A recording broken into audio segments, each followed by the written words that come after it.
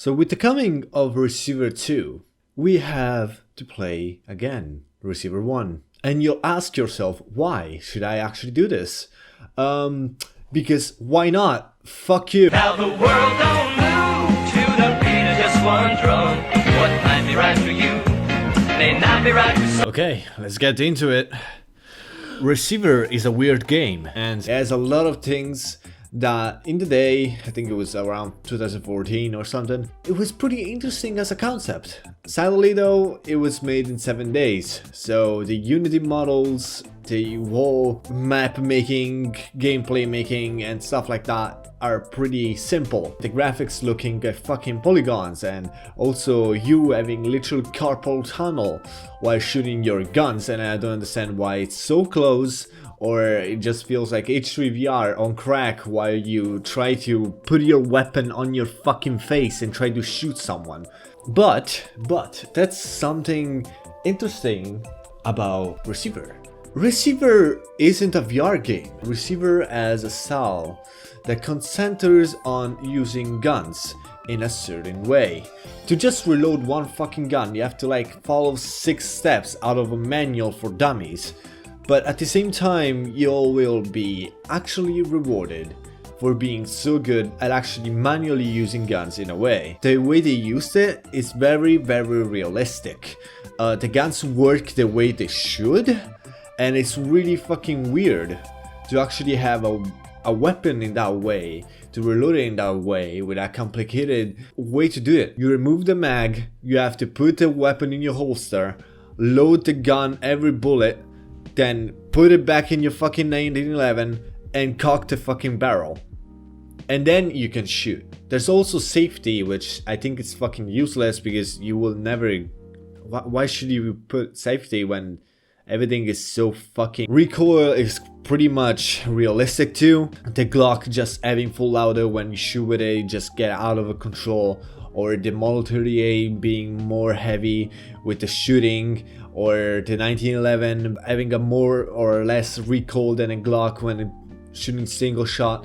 It's the small details that make everything really interesting so far. These details actually add to the realistic design that has the guns. Now, talking about design is kinda bad when we go to maps, because the map is just one and it's simplistic to say the least, and repetitive as fuck, because every single room is repeated over and over and over again. You go through different rooms every time, so you go forward with the game, right? And every door you go through, there's a new map, and there's a new map, and then maybe there's a old one, and maybe there's a new one, and maybe there's a whole map, and maybe there's an old map, and then this fucking vicious cycle. It feels like my fucking routine life every single day, and I just wanna kill myself with the adding of difficulty that is trying to kill me in the first place, which is pretty insane because the difficulty is based on the fact that you die on one shot, which that's a big fucking problem. The maps are repetitive. Yes, you actually try to memorize the maps, which makes it way easier where the enemies are, but there's a difference between having enough bullets to shoot enemies and screaming for help because you're literally escaping motherfucking VTOLs from literally shocking you until you die, and turrets shooting at you while you try to run. That's the problem about Receiver. That's the main fucking problem. The gameplay is unstable. It feels uncomfortable because, like, on the first times, you'll just die instantly, no matter what. No one cares about your fucking shit. Nobody cares if you try to actually motherfucking escape because you're gonna get fucking shot, whatever you do. And it's hard to grasp at first sight, and yes, you may get better later, but the bugs, the amount of enemies that sometimes spawn, they spawn too many fucking enemies. It's incredible that the game has been made in 7 days. I'm not saying the opposite. It's not a bad game at all. Like, for 7 days, it's actually pretty interesting as a concept, but it's just elaborated in such a wrong way in the gameplay side. Besides that, there's the story, which is really scarce, which revolves in finding 11 tapes. These tapes talk about the mind kill, which is a story, which I didn't.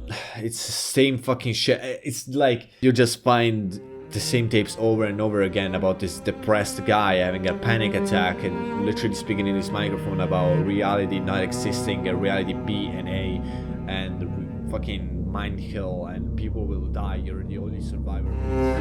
It's pretty apparent that you should care about the story if every fucking time you cannot even fucking walk straight. That's the good thing about the stories, because it's really mysterious. It just goes for the whole, oh yeah, reality. This is not the reality you want to be in. You're a receiver. You can only listen to these tapes, and you have these guns. You have to pick up your guns and shoot these robots that try to kill you.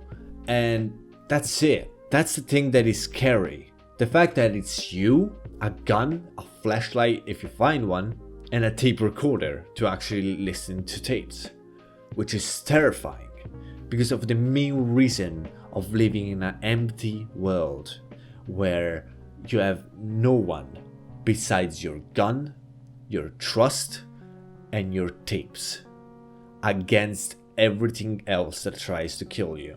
It's just two enemies. It's just turrets and drones. Now, you might be curious, why did I make this video in the first place?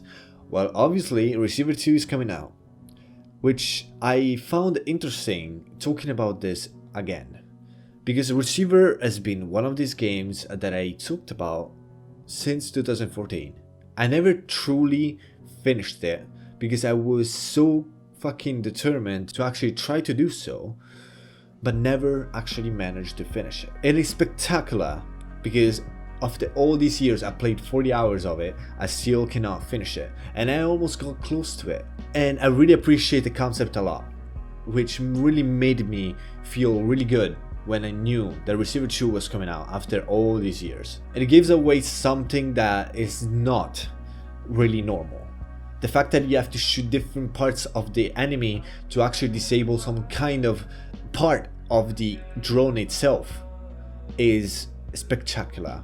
The story itself being on tapes that can just be listened by you because you're a receiver and you can only receive these voice messages. The fact that there's a mystery behind it, like a fog, where you cannot see what is going to happen, is incredibly interesting. Receiver is a good game and it's not great, but at the same time you can find it at $1, which I think is incredibly nice to get one copy and try it yourself. And yes, I make this review very compact, and this is Receiver. I hope you guys enjoyed. Subscribe to PewDiePie. Good night.